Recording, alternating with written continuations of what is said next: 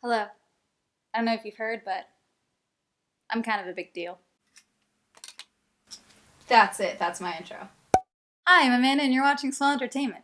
And welcome to my 100,000 subscriber special. I had a lot of different ideas for how I was going to do this video. But first we're going to have a bite of the cake that my friend Jordan made me. Originally, I was not going to be wearing this dress. The dress I'm wearing is actually a dress that I made myself. It's a cursed Furby dress. I didn't mean to make it cursed, it just kind of became that. I'll insert photos here. I was really excited for the movie Uncut Gems, and I thought it would be great and extra as fuck for me to make a dress like the diamond gold Furbies that were in that movie and wear it when I went with my family to go see Uncut Gems in theaters on Christmas Day. I ended up not finishing it in time for the movie. A lot of things about this dress that I kind of hate, that I would absolutely change if I were to do this again, but this was the first gown that I have ever made. Is it cursed? Yes. Does it have pockets in the ears? Also, yes. I was actually going to make a different dress for this video. I thought it'd be kind of cool originally to do like a red YouTube dress, and then the dress wasn't working out because I had skipped steps, and it was getting me to like that really weird spot that I'm in right now with quarantine and the weird things it's doing to my mental health. I have these really productive moments where I'm doing great, everything's totally fine, and then I have these other times where like something like a plastic cup falling on the floor makes me want to cry immediately.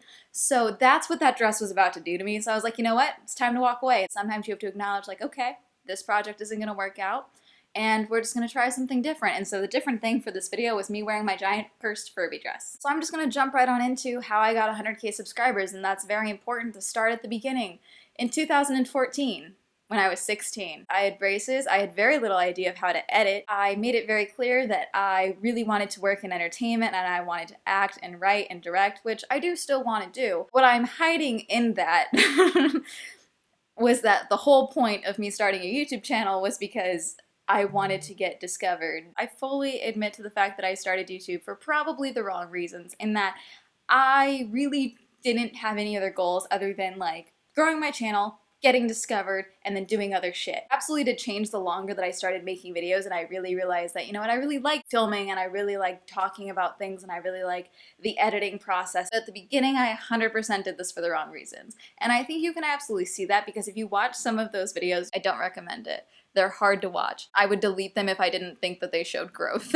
I would say you could tell that I was like changing how I talked, trying to mimic other YouTubers that I liked that I thought were successful. And even though I started talking about things that I really liked, started talking about horror movies, I started talking about haunted houses that I liked going to. Eventually I started talking about 5 Seconds of Summer. Somehow I managed to gain like 64 subscribers at that time. And I just kind of uploaded videos sporadically throughout my junior year and the summer after my junior year. I don't want to go into too much detail about the events leading up to what I'm about to tell you, and even the events afterwards, but we'll get there. A couple of weeks leading up to the month before I turned 18, I started moving out of a bad home situation. And I did this very carefully, and again, I don't want to go into details because it's not a happy story. Basically, I went back and forth between these two places, this person's house and then my dad's house. I would bring my overnight bag that I would usually take to my dad's, and I would stuff it with as much as I could. And then as I would go back, so this person wouldn't realize that my bag was empty because I was slowly trying to bring all my stuff over to my dad's, I would fill it with crumpled up newspapers and magazines. It's not a fun story. After that, I moved in with my dad full time. I think I put out 1 or 2 videos in that time. And then something fun happened. A week after I turned 18, I'm suddenly out of a terrible situation. I'm doing good in school. Things are working out. I'm like, everything's doing great. Before I move forward and people comment, I'm aware I need to be in therapy. So I'm gonna eat some cake actually, because I don't want to talk about this. So a week after I turned 18, I realized I couldn't pucker my mouth one day. Half of my mouth wouldn't do it. So when my dad came home, I was like, hey, does my face look weird to you? And he said something, and I genuinely can't remember what it said, but I just kind of started crying. Long story short, because that story from then on involves the other person and it gets messy and I don't want to talk about that, I got Bell's palsy. It's been a couple years since I've had this, so I'm gonna probably butcher this explanation. Basically, Bell's palsy is when some of the nerves in your face become paralyzed. I couldn't fully blink my right eye. I couldn't smile fully on this side. I couldn't keep my mouth closed when I ate. I had to sleep with an eye patch on because my eye wouldn't stay shut. Hey, this isn't normal for someone your age, so you might have a tumor. So I had to go and do all these scans and do all these tests. Didn't have a tumor. The other thing was like, oh, well, it could be caused by stress. The consensus, because I did share the situation that I had left with the doctors, basically the situation I had left had been so stressful and causing me such constant anxiety that being out of that situation, my body kind of thought it was under attack. And so my face froze. And I was put on a pretty severe steroid, told, you know, you need to cut out all the extra stress in your life. Couldn't drop out of school, and I was a Girl Scout troop president. I couldn't quit that. I had made a commitment. So I dropped out of mock trial, which I really did like. I also put off applying for universities, which was good in the long run. I did not have the money to afford the application fees. Also, I now have 2 associate's degrees from junior college and no debt. In one sense, it was good that that had happened because it made everyone around me kind of take notice of, oh, something is really fucking wrong with the situation that she was in, because my face was now evidence that something was wrong. Came back to YouTube for a very serious thing. If this Rolling Stones cover means anything to you, you were probably a member of the 5 Seconds of Summer fandom in 2015. Apparently I had a lot of feelings about this and the article, because that was the video that brought me back, was me calling out 5 Seconds of Summer for how they spoke about their female fans in this article. It's also my first big video. I got 11,000 views on that video. Considering I had been getting like maybe 100 views, if that, I thought I was hot shit. I was very proud of myself. The rest of my senior year, finishing school, I was dealing with, you know, just senior activities.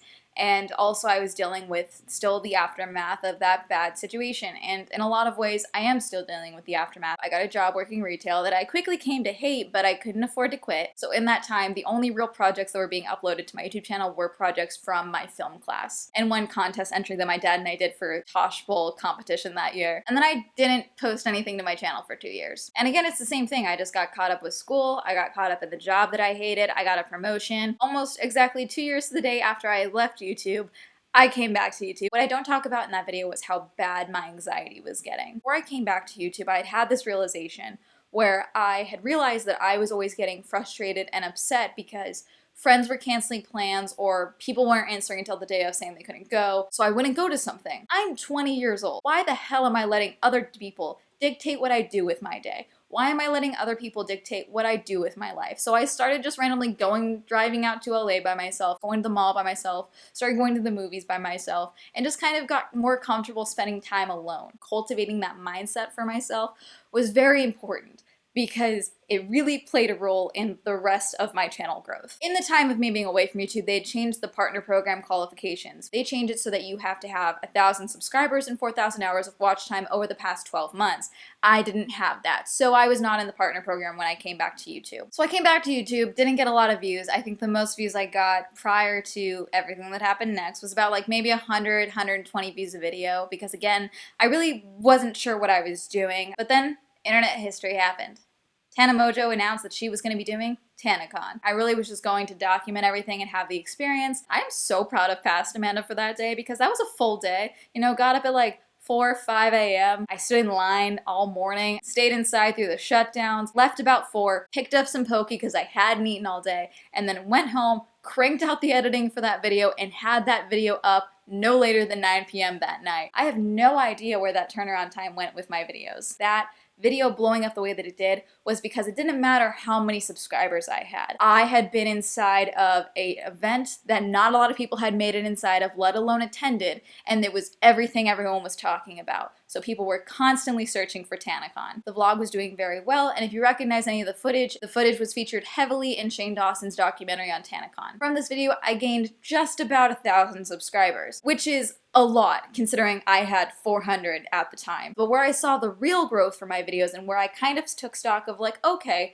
this is what I need to be doing, was when a couple of days later I did my sit down video the way that I do now, and I talked about my experience with TanaCon and I reviewed my full experience. Because it's one thing to share footage, it's another thing for someone to be able to sit there and convey to you a story and explain how they were feeling. That's where I saw the most growth. That video got me to 5,000 subscribers. The TanaCon videos alone easily could have launched my channel way further than what they did with the 5,000 subscribers. But the problem was that the other content that I had on my channel had nothing to do with that same type of content. All of my other videos on my channel were from 2 years prior, or vlogs, or horror movie reviews. They weren't anything that the people who would come for the TanaCon video wanted to see. So though I did end up keep trying to do vlogs here and there, I realized very quickly that my strength for this channel is not vlogs, and it is in fact, you know, sit down videos where I can tell you a story and explain something and add in facts and my own opinions on topics. I keep forgetting I have a Furby dress on, and I just look down and see this abominable beak looking at me, and it's freaking me out. So for the rest of 2018, I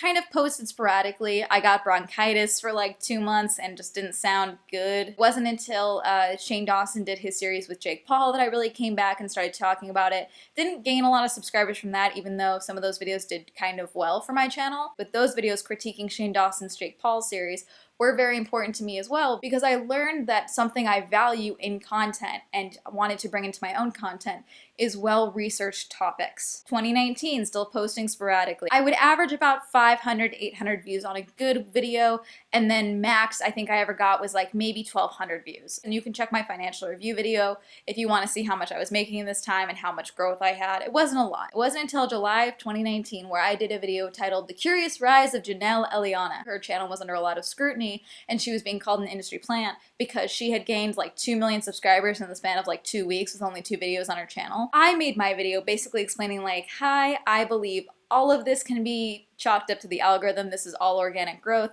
and this is just the algorithm launching onto her channel because she was the chosen channel, which I think ended up happening to me too, but we'll talk about that later. That video did quite well because I tagged my video very similarly to how Janelle had tagged her videos. So for a little bit, every time Janelle Eliana posted a video, my video was also being recommended. Got over 100K views and gained me about 1,000 subscribers. Didn't have a lot of growth the rest of 2019, but I kept making videos. I was doing a variety of different things, and I had certain videos do well. My goal was to just keep making videos because, again, I liked making videos. I liked talking about the things that I liked and the things that I didn't like. What I didn't fully realize at the time, and I do now, is that I was building a library of content. I was building something for people to go and look back on when they did find a video of mine that they liked. Let's talk about some real growth. I started 2020 with about 6,600 subscribers. One of my goals for 2020 was weekly uploads. I've more than surpassed that for myself. I'm doing good. Still have months to go, but we're on the right track. Doing weekly uploads actually really helped my productivity as well, because it helped me plan out my content better. Like, okay,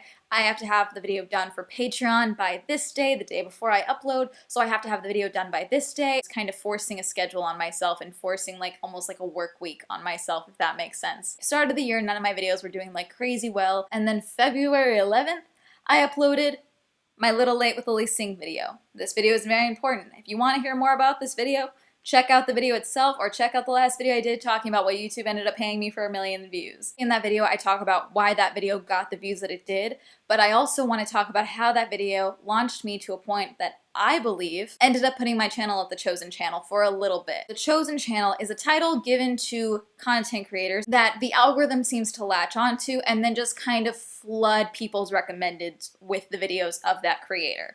This happened, like I said, with Janelle Eliana. This also happened with Joanna Sedia, and those are just the two that I'm familiar with. I'm sure there's plenty more. Lily going on the NBA roast led to people searching her show, which ended up in my video getting recommended a little bit more, and then other creators sharing my video led to it getting even more traction. Something else that was really important about this video is that it wasn't my most recent video when it got picked up by the algorithm and started getting recommended to people. I actually released 2 other videos, a video on Davis Disposable, and I released a video on FFM, the Financial Freedom Movement, from Jake Paul. When I started talking about the Financial Freedom Movement, that again started getting traction because people were trying to hear about the Financial Freedom Movement, but also everyone and their mother was doing videos on the Financial Freedom Movement, so if it had just been that video, it probably wouldn't have popped off the way that it did. But basically what happened is that people would watch my Little Late with Lily Sing video, and then they would go and be like, okay, let's check her channel, and they would go to my uploads and see that I had 2 other videos uploaded. One of the reasons I think that my previous videos did not lead to this type of growth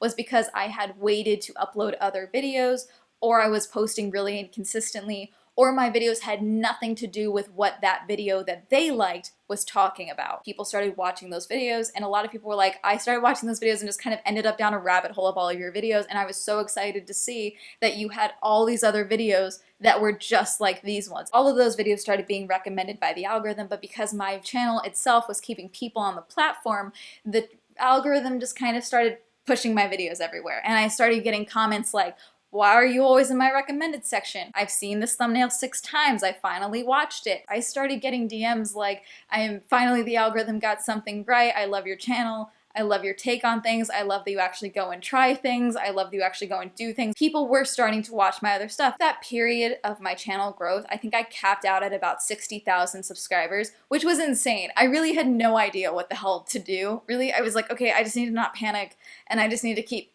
posting videos as I would. One video I was worried about because I was like, oh god, I don't know what I'm gonna do for this video. I'm just gonna do a video where I go through my scam emails because I'm getting so many of them. And people really liked that video. It was just me sitting down and talking, and I was like, okay, this is good, because like I'm not talking about someone else. So there are still people who do want to watch me just talk about stuff. Could I just make videos about other creators and get a bunch of views and probably a bunch more AdSense because more people are watching the videos? Yes. But I don't want to only talk about other creators. I don't want to focus on one niche. And that is the first thing that if you watch any of these videos where it's like how to grow your channel, the first thing they're going to tell you to do is pick a niche. And sure, that's absolutely a good idea. Picking a niche is good advice, especially if you find a niche that you want to make videos on. And it's kind of like a lesser known niche because there are people still looking for that, but also there's less competition in that topic. I just don't want to do that because my mental health is also very important to me. If I start doing the same thing all the time, I'm gonna get bored and I'm gonna get sad, and we don't want that. Absolutely no problem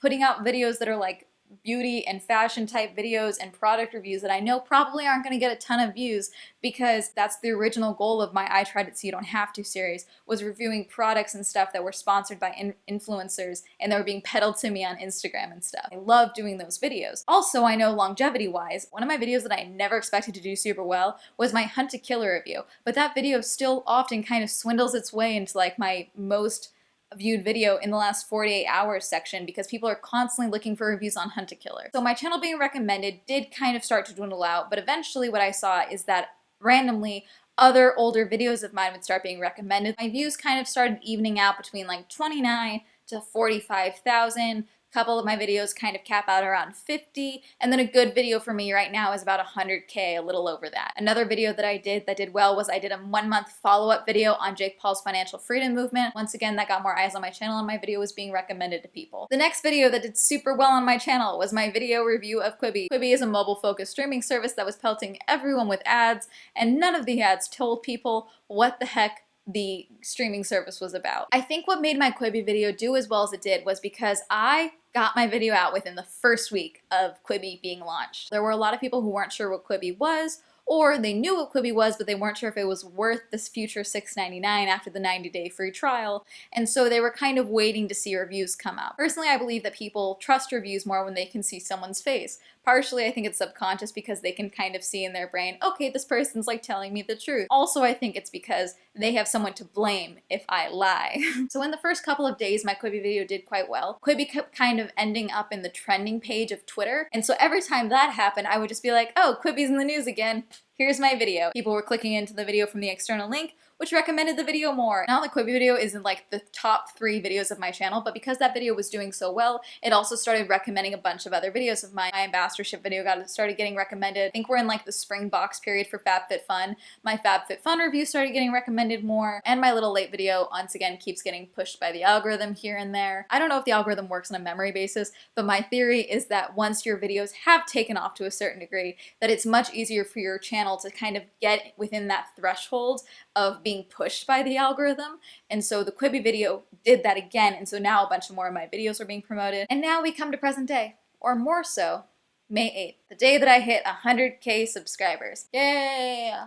I'm sure I left out some things, and there's other personal shit in there that you don't need to know about. So now that you know my road to 100K subscribers, I want to give you some tips. I don't want to bury the lead here, so I'm going to give you my most important tip first. Consistency. And I'm not just talking about consistent uploads, I'm talking about the type of content that you do. I cover a variety of different topics in my videos, but there is a consistent thread throughout all of that, in that it's me sharing facts and my opinions and being honest about my topics. Whether it's a story time about an experience I had and I want you to learn from my experience, or we're investigating an online service, or I'm reviewing a late night host. I try to share my opinions and to share facts and evidence, but also to share my thoughts on things in the most honest way that I can without getting sued. Also, some of you are not going to like this, but try and stick to something resembling a consistent schedule. I think a lot of the reasons that my channel was growing the way that it did was because I stuck to a consistent upload schedule. Whether you post every week or every 2 weeks, I think a consistent upload schedule is important. If people like your videos, they absolutely want to see more of them, and so giving them more content leads to more views, which leads to your video being recommended more, which leads to more people finding your channel. My next pointer, find a format that you like. Do you like making lists? Try list videos. I feel like I do better just kind of telling stories because I'm kind of a sporadic person and I feel like I hip hop around. And so telling stories works well for me because I eventually will get to a conclusion. Maybe you don't want to tell a story. Maybe you don't want to do a list. Maybe you just want to review a product and then have a concluding thought of yes or no, I would not watch this. Yes or no, I would not buy this, that type of thing. Play around a little bit, find a format that you are comfortable with. My next pointer, make content that you are proud of. I have videos that I released in 2018 that I would absolutely have no problem re-releasing currently with where my channel is at. You want to have content that you are proud of because long term people will also go and like your content. When I'm planning out a video, I typically don't sit there and think, what will get me the most views? Yes, I want views, but I'm also not going to chase that goal. I want to make content that I'm proud of. I want to be able to have a video and be like, look at this thing that I made, and have no problem showing my videos to other people. Second to last tip, just make content. You will never be able to please everybody. There will always be someone who doesn't like you or doesn't like your content. There will always be someone who finds something to complain about. I could fix my audio issues tomorrow. I could have a flawless video, flawless content, flawless execution. I could look hot as shit, maybe get a boob job, I don't know, fix something. And there will still be people who bitch about this doorknob. I could replace this with like a diamond-studded doorknob tomorrow. And there will be people who complain about the glare off my glasses. And I'm not saying ignore all criticism, because personally, I think it's very important to take feedback, whether it's good or bad. You do not have to engage with every comment. You especially don't have to engage with every negative comment. You will never be able to please everybody, and you shouldn't try to, whether it's audio-driven, content-driven, or doorknob-driven. I know I said that was the second to last tip, but I have two more for you. Have patience. I've been doing this for 5 years.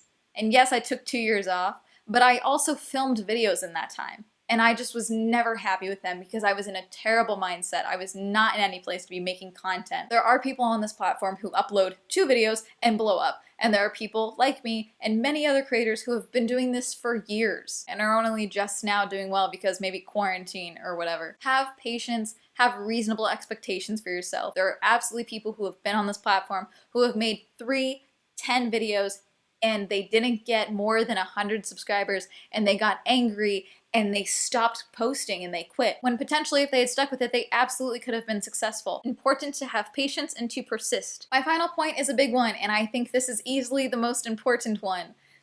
Do not base your goals for your success off of other people. Some of my content is commentary content. I talk about other people. And every time I've made a video about a creator, whether I'm critiquing a product of theirs, critiquing their show, critiquing how they handled a situation, there is without fail at least 3 dozen comments saying, why do you bother? You'll never be as successful as X.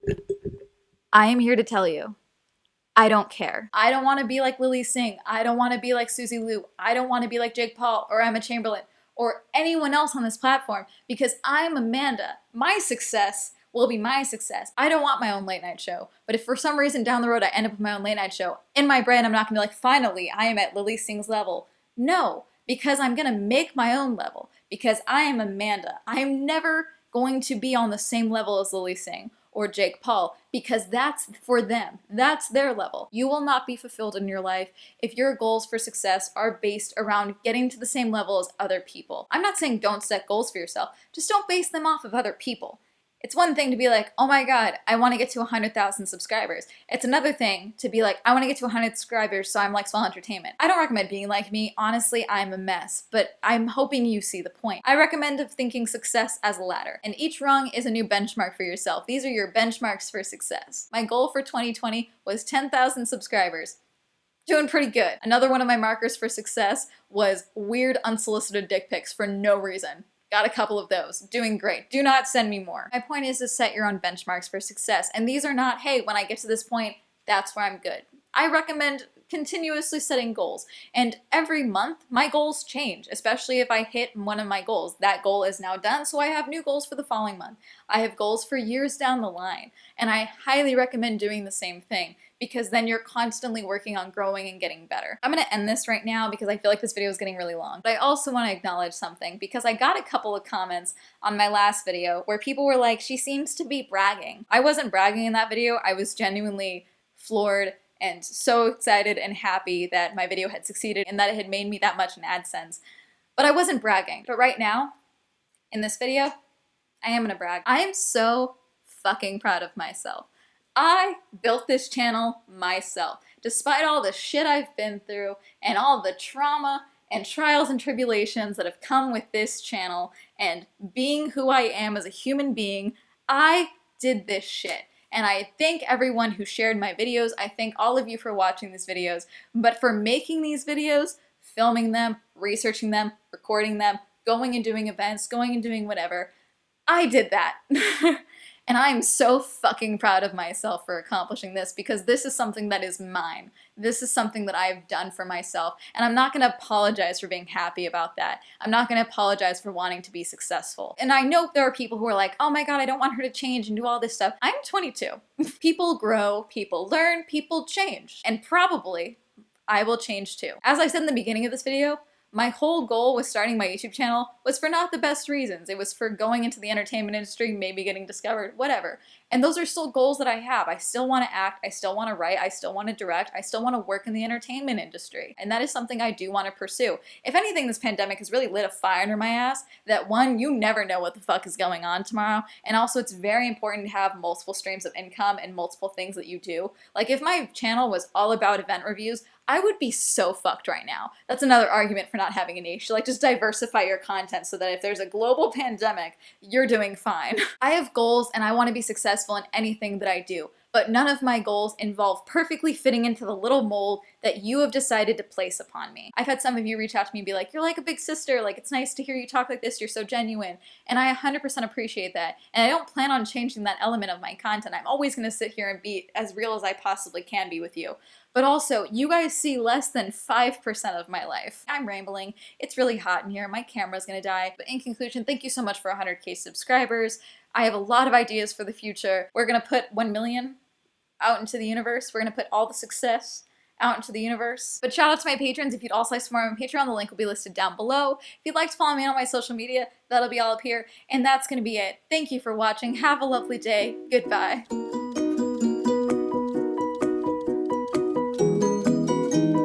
I don't have an idea for a quirky outro. I just really want to get this dress off. It's so uncomfortable. Do you guys want to see it? There you go. Yay. It's a freaking Furby. Have a nice day. Aaron, Adam, Alan, Elise, Alex, Bradley, Brighton, Byung, Cameron, Cameron D, Christopher, Chris, Cody, Colton, Crash PC, Dean, Don, Elliot, Aaron, Essen, Evan, Feckless, George, Jaron, Griffin A, Jason, Jasper, John M, John, Jonathan, Jordan, Kenneth, Kevin, Kim, Matt, Meme Lord the Red, Michael, Michael J, Lisa, Luis, Manga, Matthew, Nathaniel, Prylock, Robert, Sam, Stefan, Timothy, Torben, Tom, Victor, Wendy, William, Zendry.